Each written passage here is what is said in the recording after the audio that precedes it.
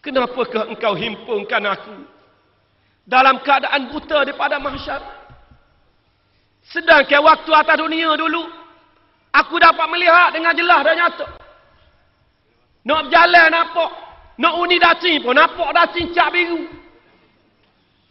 Tidak kata buta dak, nampak.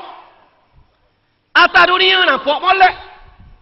Ni mati ni guana dibangkit. Pada masa ni buta ni. Sialah kamu, ni Tuhan cerita apa yang akan berlaku di hari akhirat pada masa ni. Tuhan jawab guana. Qala kadzalika atatka ayatuna fanasitaha. Padalah Tuhan sebut. Atas dunia dulu orang baca ayat Quran, orang ayat peringatan, ajaran daripada Allah, ajaran daripada aku, Tuhan sebut. Fanasitaha, muat tak era. Duk caw dengan Tok Lebah kot lagu ni. Dia kata tak ada kerja lain. Tik sikit royak hari kiamat. Syarah sikit royak syurga. Syarah sikit royak dosa, royak pahala.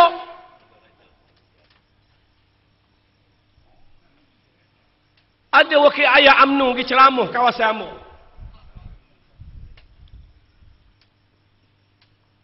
Dia kata apa tahu kawasan ni kawasan Ustaz Nasaruddin, dia kata.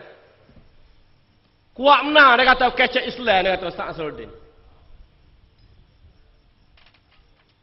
Dia kata tolong ke salah kau Ustaz Nasaruddin orang siapa kamu? Tolong ke salah ke dia, goyak ke dia, bukan orang pah yang nak kau Islam. Dia kata orang UMNO pun nak juga, orang UMNO pun buat pala juga. Dia kata goyak kau Ustaz Nasaruddin, orang UMNO buat jalan juga. Pak tak boleh pala kau buat jalan.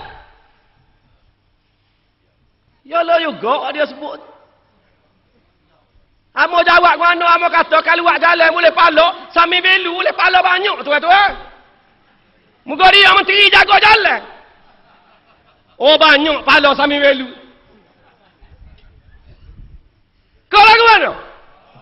Amo kata kita tanya dia, sami belu boleh pala banyak kata.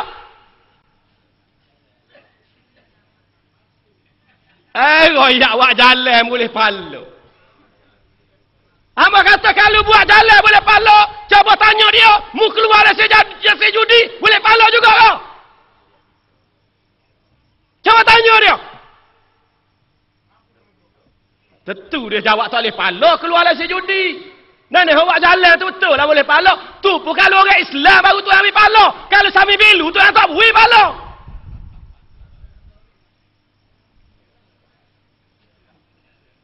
Tentu dia jawab keluar dari sejudi tak boleh pala. Pak kalau tak boleh pala boleh berapa? Tentu dia kena jawab boleh dosa. Baik dia tahu dia boleh dosa, muak keluar dari sejudi buat kepala bapak apa dia boleh dosa? Kita tanya dia.